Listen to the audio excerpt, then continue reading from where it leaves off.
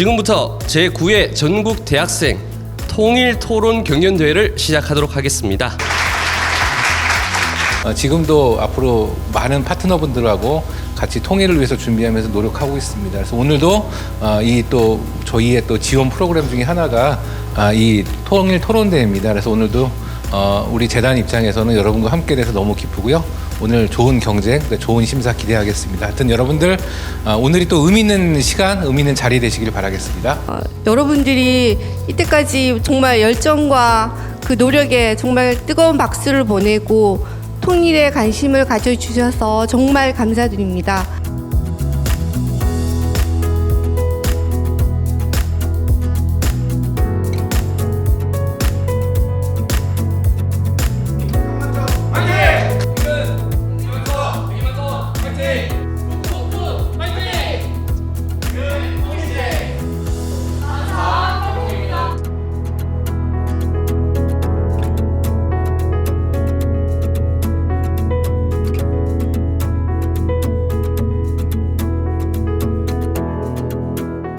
먼저 대북 심리전을 통해 북한 주민들이 외부의 변화를 피부로 느끼도록 유도하여 그들의 이념적인 변화를 촉발시킬 수 있습니다.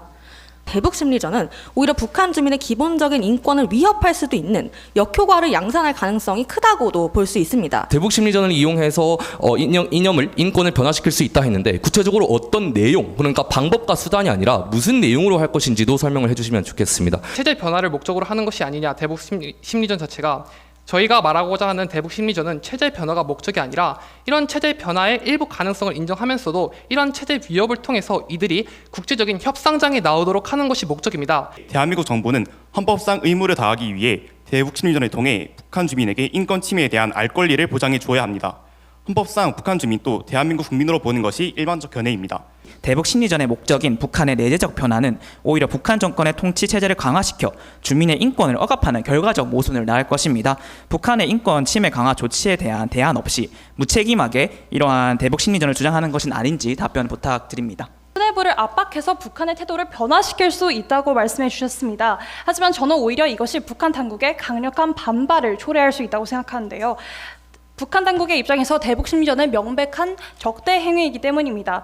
인권 증진을 위해서 대북 심리전을 허용하였다고 한들 북한은 이를 체제 위협으로 오인하고 민감하게 반응할 수 있다는 겁니다. 극히 일부만 일어날 수밖에 없는 생명권 문제 때문에 알 권리 보장을 포기해야 될 상황이라고 생각되지 않습니다. 그리고 또한 생명권을 침해받는 상황에 대한 주권자의 저항의식을 키워줘야 되는 것 또한 역시 저희 정부의 국민에 대한 의무라고 보여집니다. 대북 심리전의 허용은 북한 인권 민간 단체들의 행동과 협력을 활성화하여 실효적 인권 증진을 가능하게 합니다. 대북 심리전으로 인한 반발로 인해서 북한의 인권 상황이 더 악화될 수도 있다는 점 말씀드립니다. 대기만성팀은 대북 심리전이 북한 주민의 인권 증진은커녕 우리 자국민의 인권에 대해 위협이 될 수 있다는 점에 대해서는 생각해 보셨는지 질문드리고 싶습니다. 단순히 안전에 대한 정보뿐만이 아니라 심리전을 통해서 정부가 북한 주민들에게 주는 심리적인 파급 효과 또한 인권 증진에 연관이 될 수 있다고 인지할 필요가 있습니다. 대북 심리전은 북한 인권 증진에 있어서 연관성이 약하고 그로 인해서 실효성이 명확하지 않습니다. 정권 유지를 위해 외부로부터의 정보 유입과 내부의 정보 유통을 엄격히 통제하고 있는 북한 체제의 특성을 고려하면 대북 심리전이 가지는 의미는 상당합니다. 체제에 대한 부정적 인식 그리고 남한에 대한 긍정적 인식을 통해서 체제와 다른 인권 의식을 가지게 되고 이를 통해서 개선을 위한 자구적 노력이 촉발될 수 있다라고 생각하는데 이에 대해서 어떻게 생각하시는지 여쭤보고 싶습니다. 북한이 반발하는 것은 민간단체의 전단뿐만 아니라 심리전 그 자체라는 것입니다. 왜냐하면 북한은 체제 보장을 위해서 그런 심리전 행위가 위험하다는 것을 충분히 인지하고 있기 때문에 자신들의 모든 자산을 총동원해서 효과적으로 방어하고 있기 때문입니다. 이상입니다. 대북 심리전은 군사, 경제, 정치적 수단을 통한 선전 사용이라는 그 특성상 그 내용이 건설적이더라도 북한 체제를 위협하여 취약성을 높입니다. 실효성을 담보하지 못한다? 이미 전단과 학성기 등 대북 심리전에 영향을 받아서 탈북을 한 사람들의 인터뷰가 다수 존재하는데 어찌하여 실효성을 담보하지 못한다고 하시는지 이에 대해서 설명을 부탁드립니다. 실제로 북한 군인이 탈북하는 사례가 있었고 심지어 대북 심리전에 대하여 대응을 하는 군인이 탈북한 사건이 있었습니다. 대북 심리전이라는 용어를 사용한 시점부터 우리는 북한 인권 증진과 멀어지는 길을 선택했습니다. 북한 정권은 오히려 한국과의 교류를 끊고 한국과 관련된 모든 것을 금기시하게 이르렀습니다. 과연 대북 심리전이 정말로 북한 주민의 인권을 증진시키는 올바른 방법이라 할 수 있을까요? 이상 최종 변론을 마치겠습니다. 감사합니다. 대기만성팀 축하드립니다. 만사평통팀입니다. 네, 축하드립니다.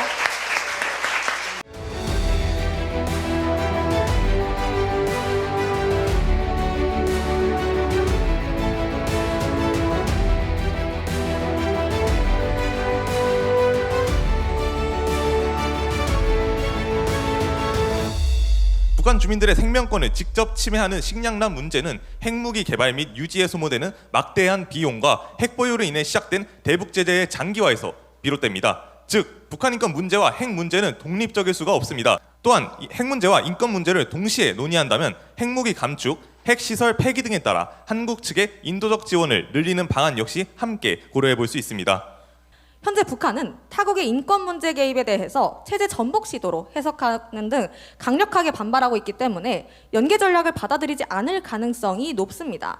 그 이유는 인권 문제는 합의점을 새로 도출할 수 있는 문제가 아니라 오히려 합의의 범위를 줄이는 일이고, 이것이 마찬가지로 타협이 어려운 북핵 문제와 결합돼서 연계되게 된다면 북한의 부담만을 가중하게 되는 결과를 유도하기 때문입니다. 남과 북이 충돌하는 지점, 그리고 의견에서 갈등이 상충될 수 있다는 지점은 결국 북한의 체제를 오히려 이로 인해 북한의 체제가 무너지는 것이 아닌가라고 하는 그 우려가 있는 것이고, 그리고 북한의 핵을 해결하는 과정, 그리고 인권 문제를 해결하는 과정에서 여러 차례 북한이 언급하는 그 답 역시 이걸 했다가 오히려 북한이 망하면 어떡하냐, 우리가 오히려 더 피해를 보면 어떡하냐라는 식의 대가였습니다. 지금 정부 차원의 북한에 대한 지원은 안 이루어지고 있고요. 2021년에 민간 차원에서 단 26억 원이 지원됐을 뿐입니다.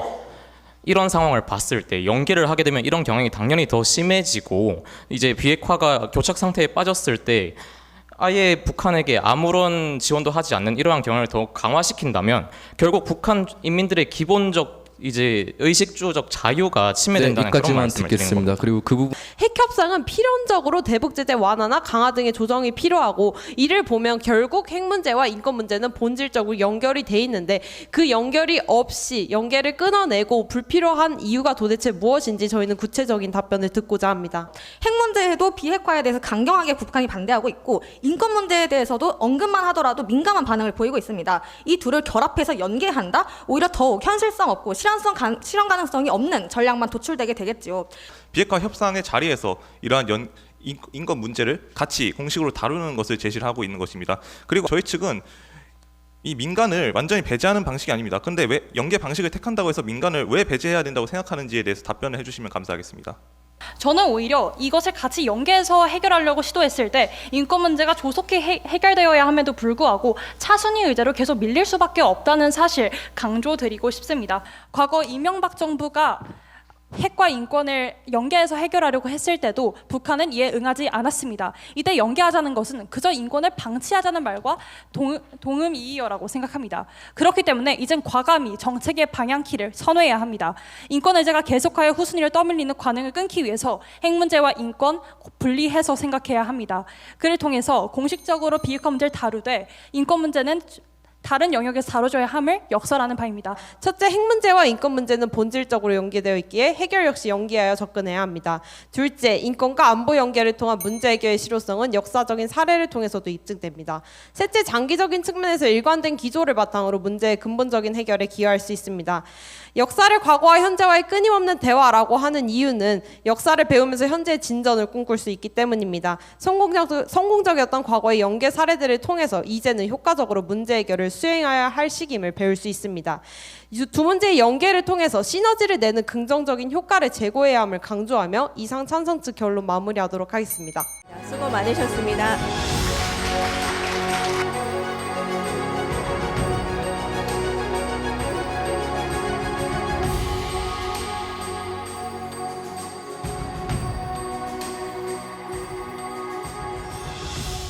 네, 제가 아까 결과보다는 과정이 더 중요하다고 했는데 막상 최우수상을 받으니까 이 감개무량한 기쁨을 감출 수가 없습니다.